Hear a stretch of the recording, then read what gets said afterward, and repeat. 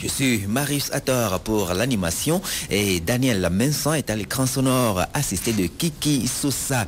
Dans l'émission de ce jour, nous recevons le directeur de publication de Focus Info, Agbo Ahwelete. Nous recevons également un envoyé du ministère du Travail et de l'Emploi et donc de la Sécurité sociale. Il nous parlera de l'INAM, l'Institut national d'assurance maladie. Qu'est-ce que c'est? On en saura un peu plus dans un instant.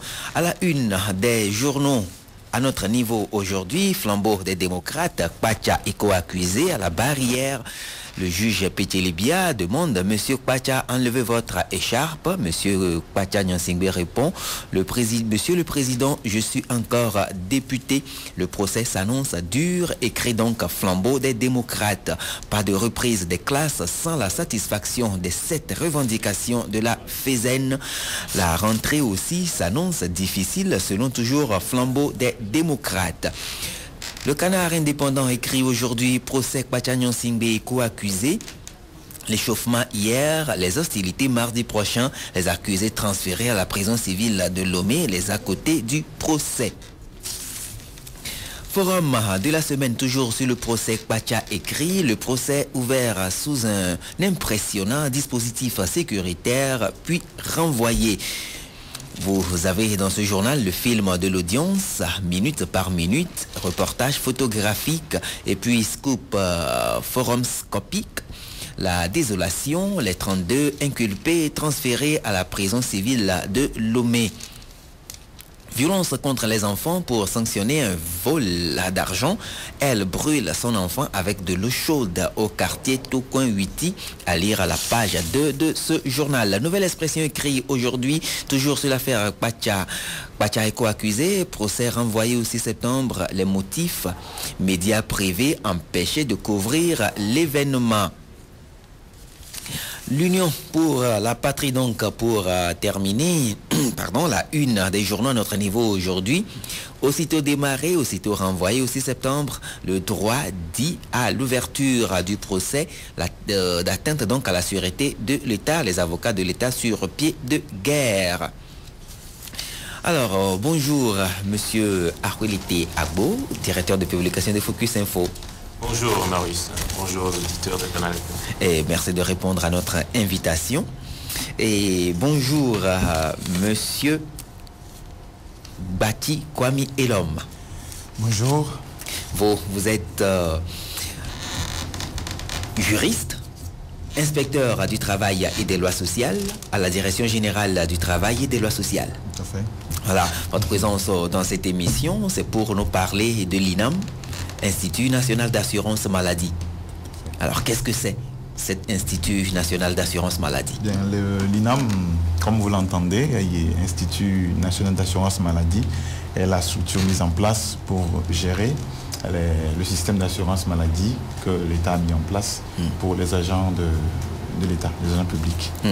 Donc, l'État a mis en place cet institut, hein, justement pour s'occuper de l'assurance maladie, ou bien pour s'occuper des employés de l'État. Oui, tout à fait. Sur leur cas de maladie. Oui. Alors, l'institut est déjà lancé, ou bien l'institut existe déjà? Il est créé par la loi et il est en train d'être mis en place. Et il va être lancé la semaine prochaine. La semaine prochaine. Alors, quels sont les bénéficiaires de cette structure? Oui, les bénéficiaires de cette assurance, c'est les agents de l'État. Les agents de l'État. Et les membres de la famille. En plus, les retraités. Les retraités agents publics. Pourquoi seulement les agents de l'État?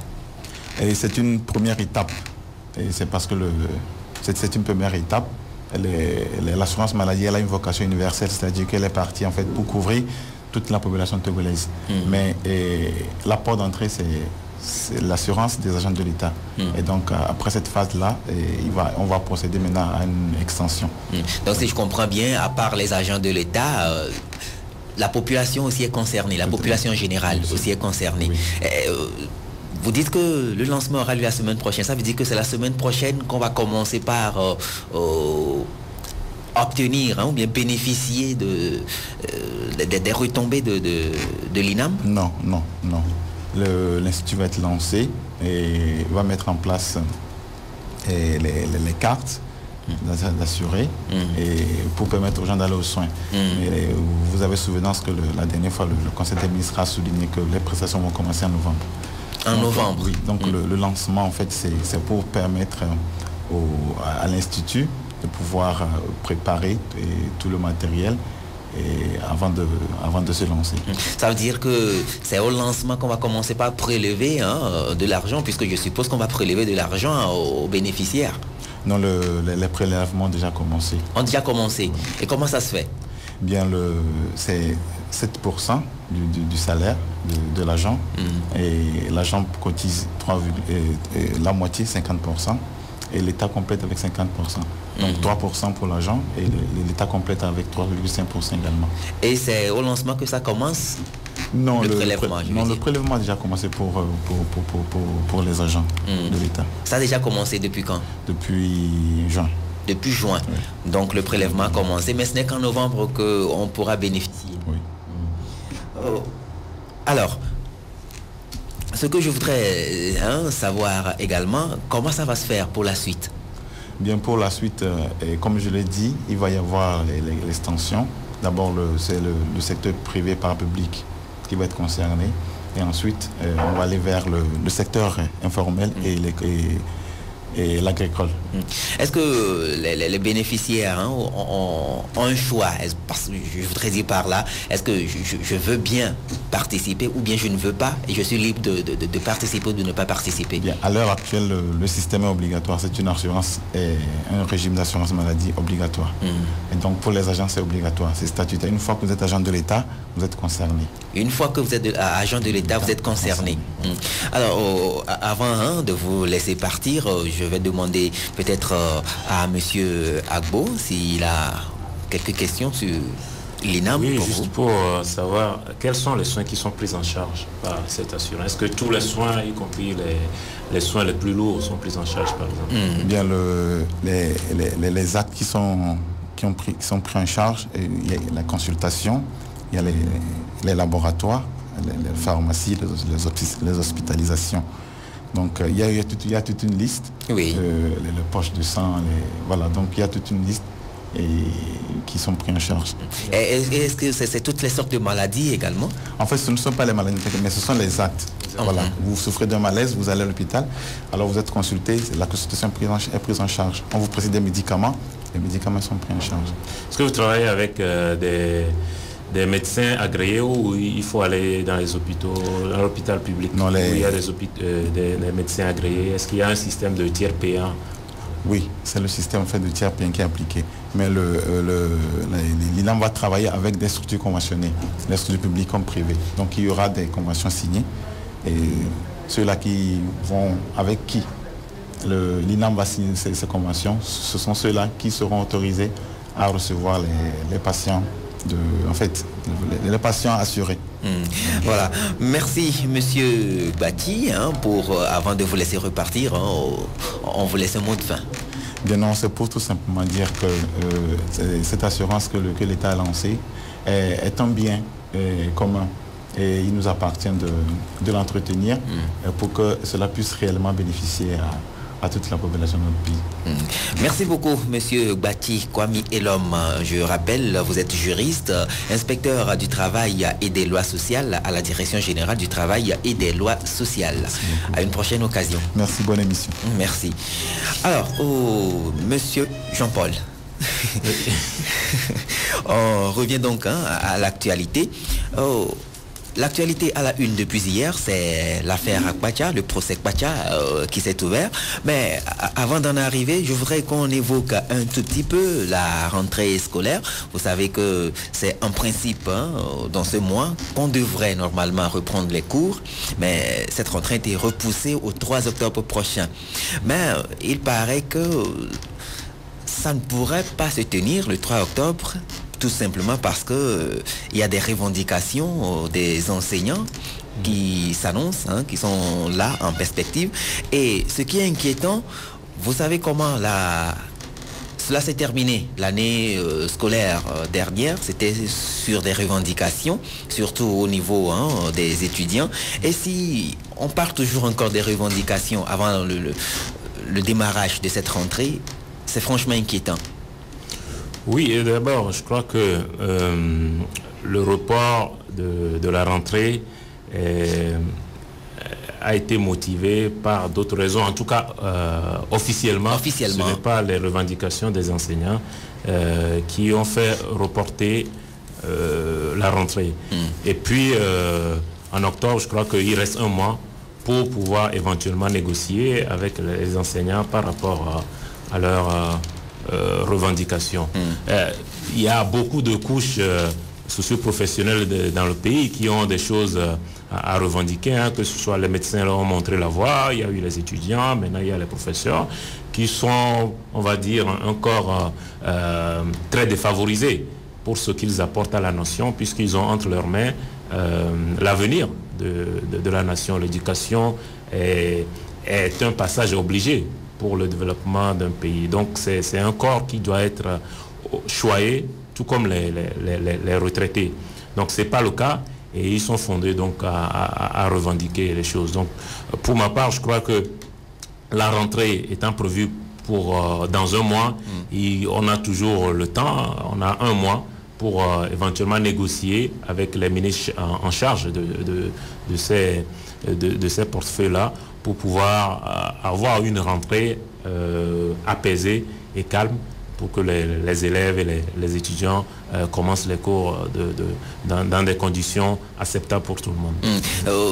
C'est d'autant plus important puisque si je fais recours à l'article écrit aujourd'hui par Flambeau des démocrates, la reprise des cours sur cette revendication de la FESEN, syndicat donc des enseignants, c'est 7 points de revendication donc qui est énuméré par ce syndicat-là, et le syndicat insiste sur 4 des revendications qui doivent être acceptées par le gouvernement, sinon la rentrée le 3 ne se tiendra pas. J'ai pas lu les revendications, je ne connais pas la liste, mais je crois que, je l'ai dit tout à l'heure, les enseignants sont, je ne dirais pas maltraités, en tout cas ils ne sont pas dans les couches les plus favorisées dans le pays. Vous savez, dans un certain nombre de pays, les enseignants font partie de ce qu'on appelle la classe moyenne. Ce n'est pas le cas dans notre pays, vu les salaires qu'on leur paie. Je crois que leurs revendications, à partir de là, sont légitimes, et il appartient, encore une fois, au ministre chargé de l'éducation de faire en sorte que la rentrée scolaire se passe dans de bonnes conditions en satisfaisant les revendications de ces enseignants-là. Voilà. Autre sujet, c'est la violence faite aux enfants. Et dans le forum de la semaine, on écrit aujourd'hui « Violence contre les enfants pour sanctionner un vol d'argent. Elle brûle son enfant avec de l'eau chaude au quartier Tokoinwiti ». Alors c'est la propre maman de l'enfant qui a ainsi brûlé l'enfant avec de l'eau chaude. Mais ce qui est préoccupant, comment peut-on encore agir aujourd'hui alors qu'il y a la sensibilisation un peu partout de la façon dont il faut entretenir les enfants, de la lutte contre la violence faite aux enfants? Non, ici, la maman a brûlé son enfant avec de l'eau. Il faut être clair et ferme là-dessus. Ce sont des choses qui sont scandaleuses, qui sont inacceptables de nos jours. Je crois qu'il y avait un peu, par tradition ou par habitude, une certaine façon qu'on a en Afrique, notamment au Togo, d'éduquer les enfants. Je me rappelle qu'on était élèves, en cas d'indiscipline, on n'hésitait pas à nous donner des fessées ou à nous battre avec des bâtons en bois, etc. Donc c'était une manière un peu rétrograde d'éduquer les enfants. Ça continue dans certaines familles, ça continue dans certains foyers, même dans certains établissements scolaires.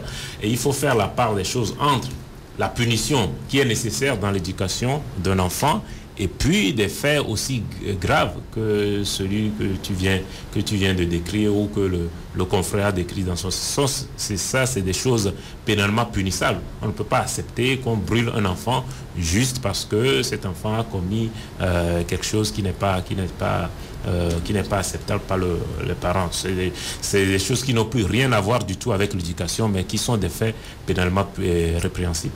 Alors, est-ce que cela suppose qu'on doit aujourd'hui revoir la façon, bien enseigner les parents, enseigner aux parents la façon d'éduquer leurs enfants ou quoi? Parce que jusqu'à ce jour... Je crois que tu as parlé tout à l'heure de sensibilisation. La sensibilisation est très importante à travers les médias, à travers d'autres canaux. C'est très important. Il y a des ONG qui se basent sur le terrain, Terre des Hommes et puis Plan Togo. Il y a plein d'ONG qui se battent pour le terrain pour faire comprendre aux parents et plus généralement à la population que les enfants ne sont pas comment on dit, des sparring partners sur lesquels il faut cogner parce qu'on est un peu déprimé, parce qu'on a des problèmes au boulot, parce qu'on n'a pas d'argent, parce qu'on a des problèmes dans le foyer.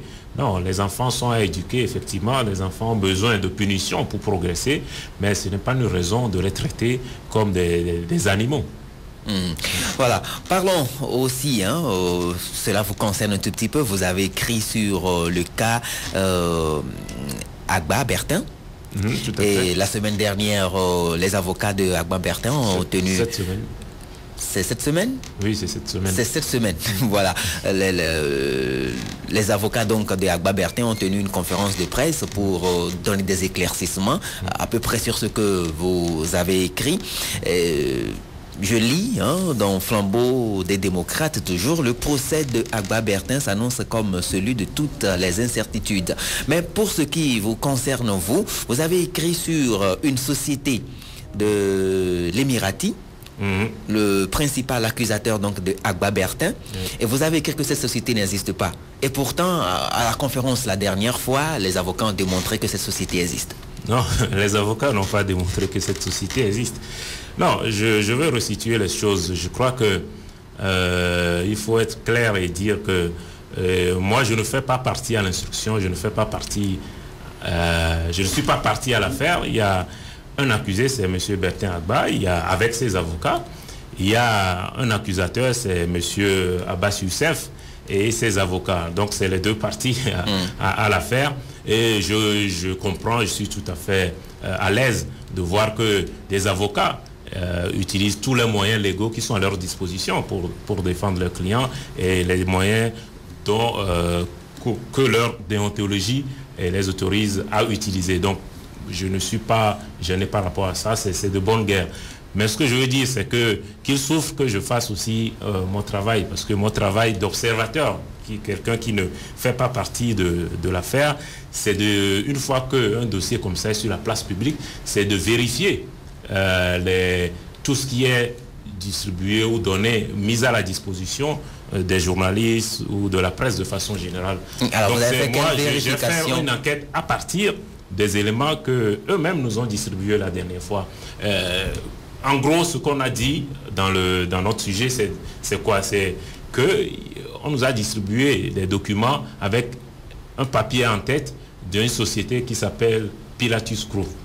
Alors nous, on a fait des recherches et selon nos recherches, on est allé sur Internet, ce à quoi les avocats eux-mêmes nous ont conviés. On est allé sur Internet, on s'est rendu compte que, contrairement à ce qu'il y avait sur le papier qui disait Pilatus Group, une société immatriculée donc en Suisse, on s'est rendu compte en allant sur Internet que la société qui s'appelle Pilatus Group, c'est une société spécialisée dans l'immobilier qui est immatriculée au Canada. Et qu'en Suisse, et ça, encore une fois, j'invite tout le monde, parce qu'il ne s'agit pas de faire un jeu de ping-pong entre les avocats et Focus Info. Nous, encore une fois, on ne fait pas partie de l'affaire. Donc, j'invite tout le monde, tous ceux qui peuvent aller sur Internet, tous ceux qui peuvent, par eux-mêmes ou par les armées ou par le consulat de Suisse, vérifier ce qu'on dit.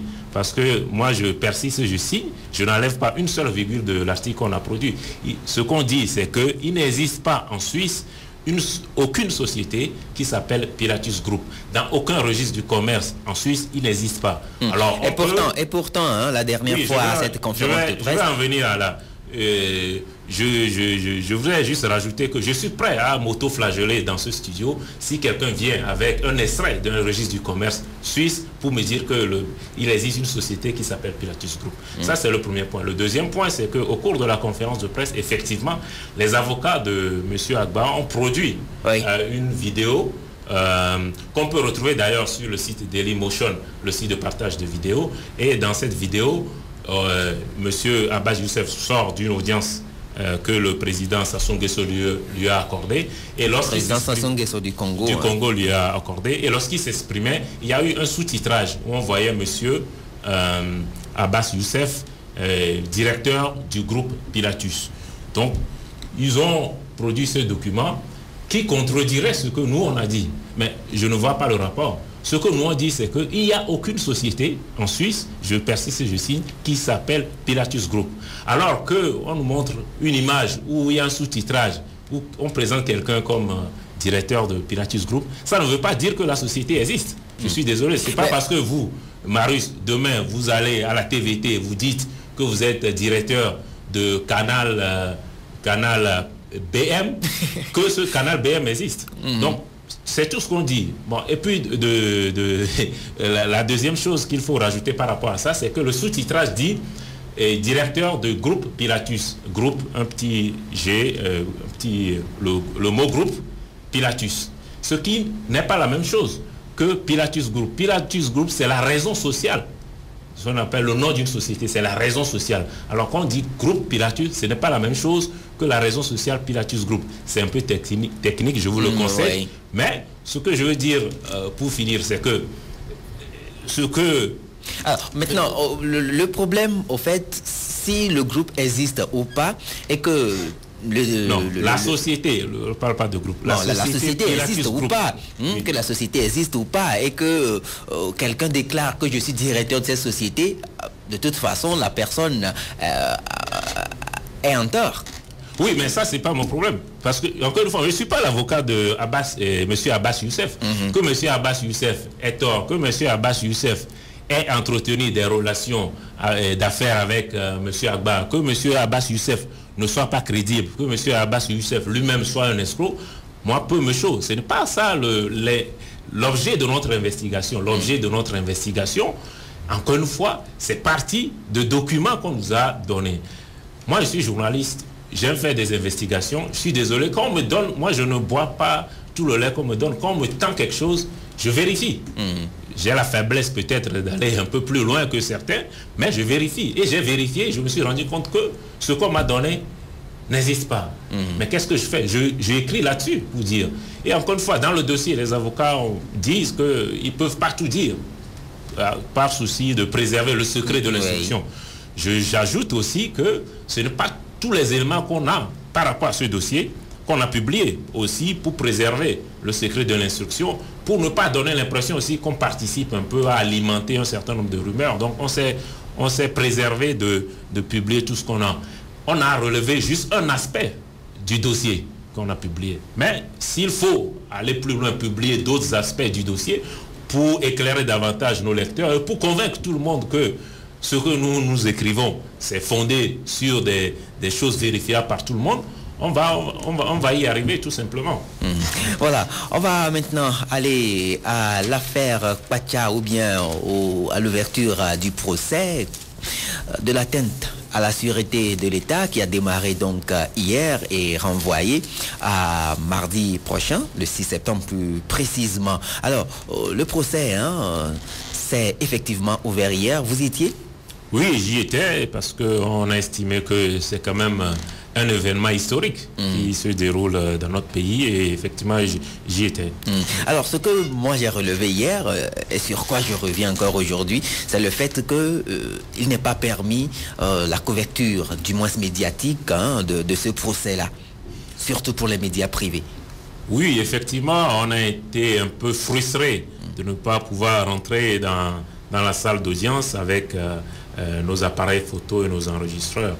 Et on a été obligé de laisser tout ça à la porte du palais. Et beaucoup de confrères se sont plaints, je crois même que les organisations de presse se sont plaints là-dessus. Et j'ai suivi un peu l'avocat général, M. Missité, hier justement, oui. Et expliqué les raisons qui fondent cette décision.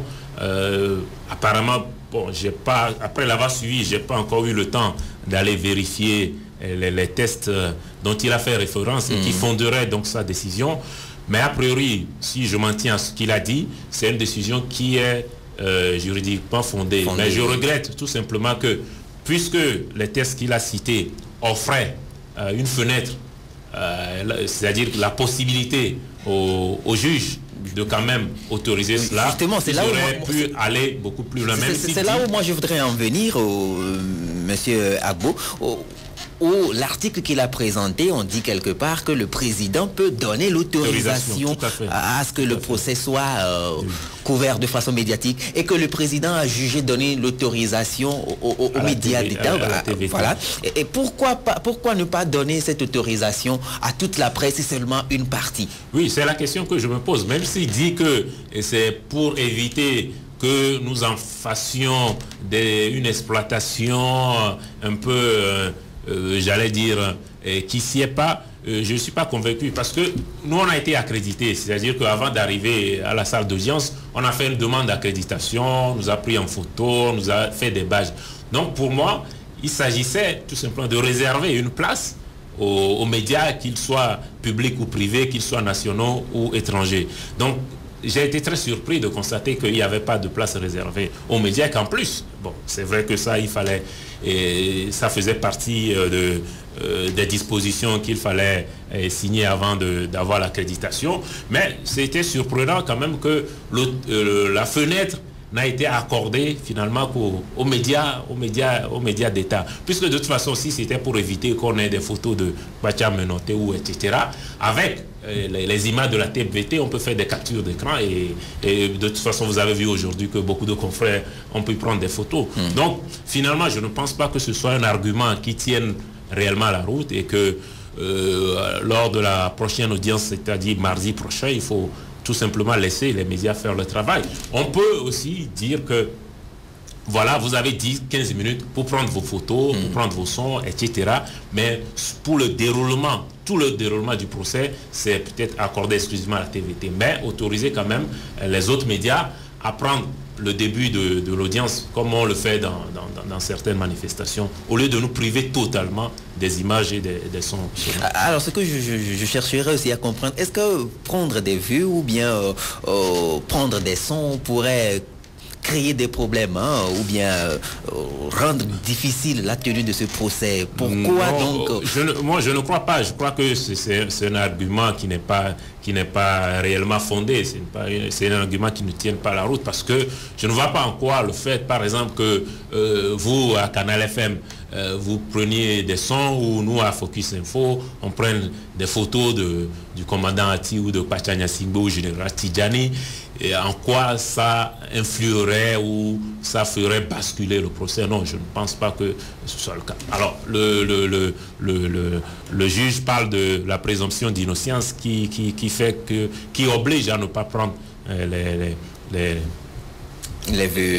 les inculpés en photo, mais je dis qu'à partir du moment où il accorde une autorisation à la TVT, justement par souci de préserver ces images-là qui sont des images historiques, on aurait pu élargir le champ de ces autorisations aux médias privés, y compris, comme je l'ai dit tout à l'heure, en les autorisant au début de l'audience, pendant 5-10 minutes, à prendre les photos et puis après à laisser dehors le matériel. Et puis une question, si on craignait que peut-être on ne ferait pas une bonne utilisation, bien couverture de ce procès, pourquoi on ne pourrait pas s'y prendre comme la CVJR par exemple, qui est en train de former les journalistes pour une bonne couverture de la prochaine étape de la mission de la CVJR par exemple?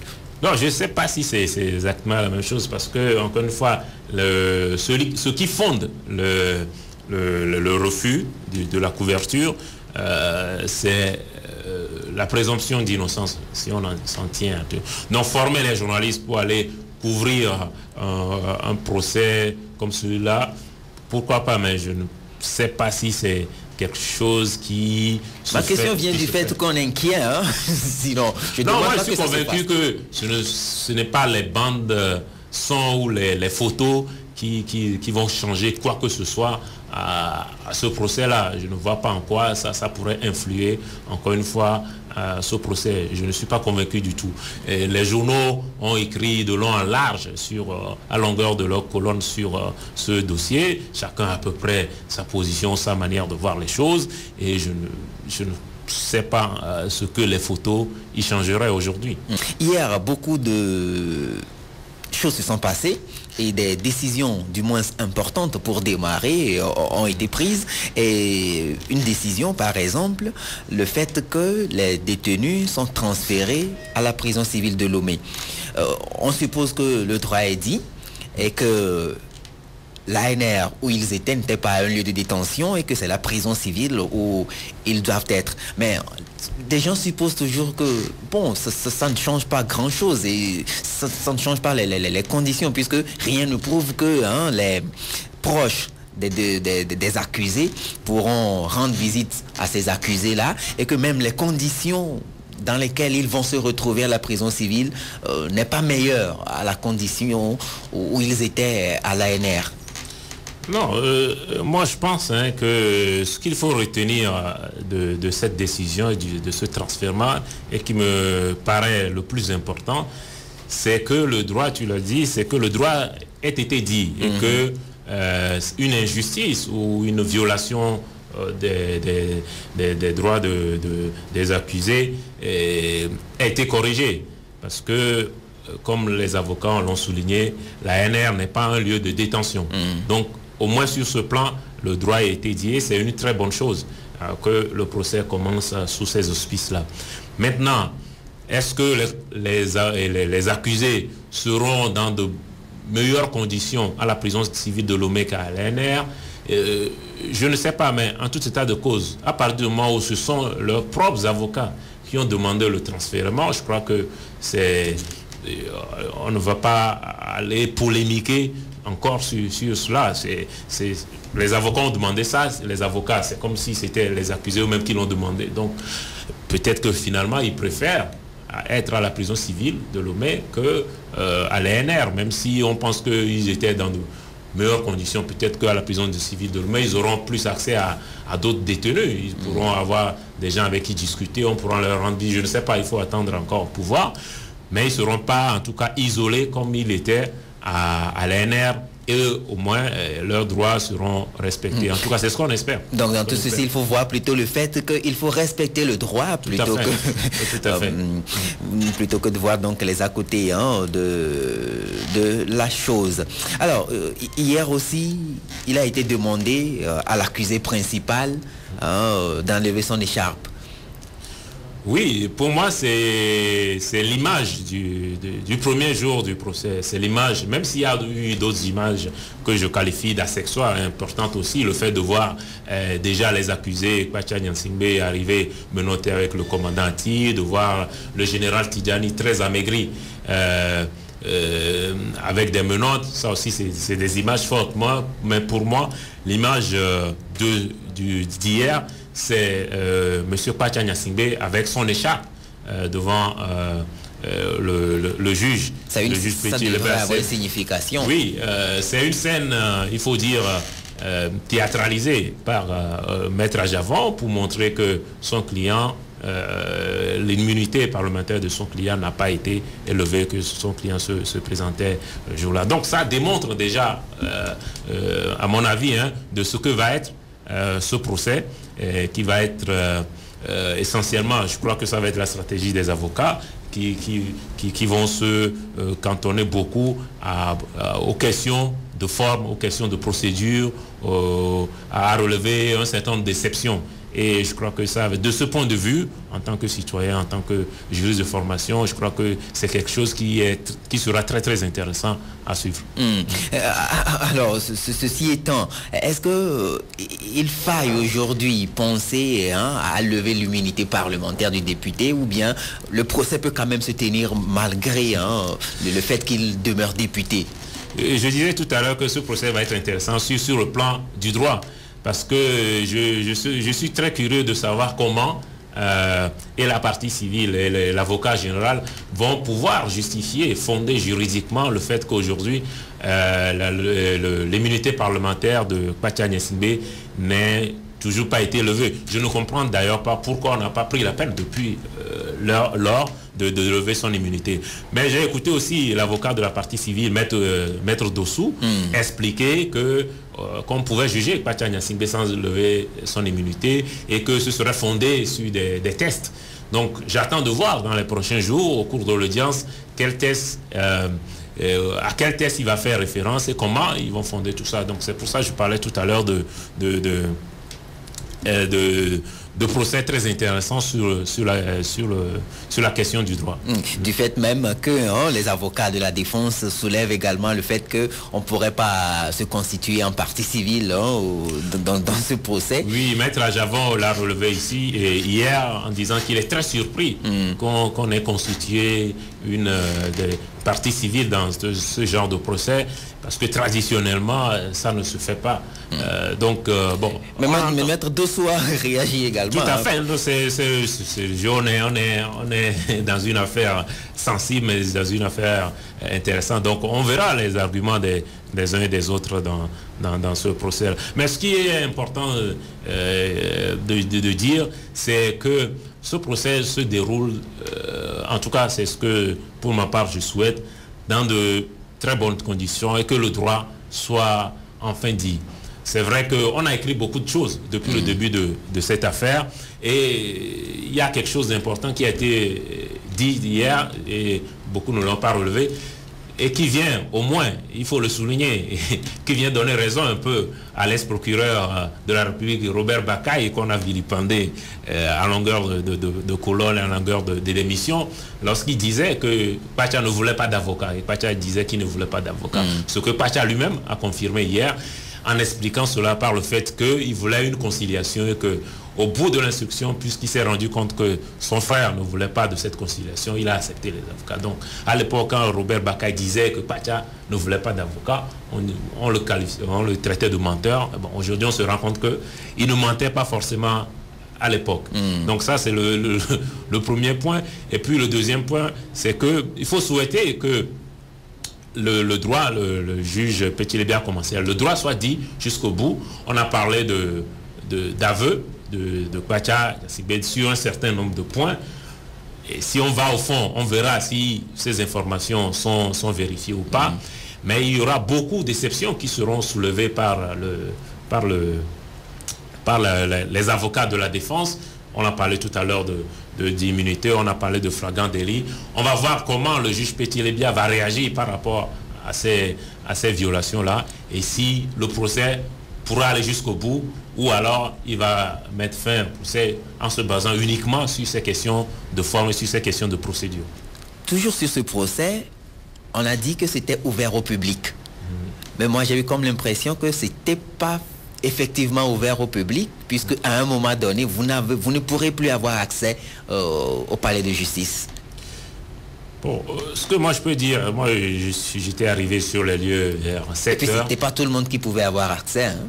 Si c'était ouvert au public, c'est que tout le monde peut y aller. Moi j'étais arrivé sur les lieux à 7 heures, je crois qu'il y a des gens, hein, des citoyens lambda qui ont pu accéder au palais. Donc après, je ne sais pas ce qui s'est passé. Ce qui est sûr, c'est que c'est trop petit, la salle, pour contenir tout Lomé et voir beaucoup plus. Et qu'à partir d'un certain moment, il fallait arrêter l'entrée. Donc je crois que si les gens viennent beaucoup plus tôt, je crois qu'ils auront accès à la salle d'audience. Maintenant, je ne sais pas quelles sont les dispositions qui vont être prises mardi prochain pour filtrer davantage l'accès à la salle d'audience. Mais un autre côté, toujours de ce qui s'est passé hier, on a vu les accusés plutôt sereins, fiers, certains même qui faisaient des vœux de la victoire, alors que rien ne s'est encore passé. On a comme l'impression qu'ils sont sûrs d'emporter le procès, ils sont sûrs de ce qu'ils font, hein, ils sont sûrs de la victoire finale. Oui, on a été effectivement un peu surpris hier puisqu'on annonçait, selon certaines informations, certaines sources, des gens malades, fatigués, déprimés, qui venaient à ce procès un peu avec un profil bas. Mais on a vu plutôt des gens, bon, je ne sais pas si intérieurement ils le sont ou pas, mais en tout cas plutôt bonne mine et plutôt détendu et déterminé. Déterminé, et tu as parlé des vœux de la victoire, des gens ont levé des points, des gens ont fait des vœux de victoire. À un moment même, ben ça c'est dans la salle, et juste derrière moi, il y a eu un frémissement au début de Fofo Sinsel et à un moment donné de truc. Donc c'est pour dire quoi? C'est pour dire que on n'a pas en face des accusés qui vont à l'abattoir. On a des gens qui sont déterminés, qui sont là pour défendre leur affaire et qui sont, je crois que c'est la femme d'un des accusés qui l'a dit, qui sont là pour se voir acquittés. Donc c'est un peu aussi ça l'ambiance qui a régné hier avec des salves d'applaudissements quand les accusés rentraient dans la salle, des applaudissements quand le député Pacha mettait son écharpe, et puis bien d'autres choses qui ont participé à donner de ce premier jour une ambiance, j'allais dire, entre bon enfant et un peu excité. Mais de l'autre côté, je vois que cela peut aller à l'avantage, si je peux les appeler ainsi, de l'accusation, puisque on a ouï dire des choses, ils sont maltraités, ils ne se portent pas bien, vous l'avez dit vous-même tout à l'heure, ils viendront avec un profil bas, mais finalement eux, ils diront on les a bien traités, voilà pourquoi ils sont à l'aise. Oui. Oh, peut-être au niveau juste de l'image, oui, ce serait peut-être une bonne chose à capitaliser pour et le pouvoir, la justice, etc. Mais ce n'est pas un procès de l'image, ce n'est pas un procès pour savoir si les gens étaient bien traités. Non, il y a une affaire qui est la tentative d'atteinte à la sûreté de l'État. Je crois que c'est pour ça que le procès va avoir lieu. Maintenant, qu'ils aient été bien traités, etc., tout ça peut participer, peut être invoqué au cours du procès. Mais le dossier, ce n'est pas celui-là. Mais au niveau, effectivement, de l'image, c'est vrai que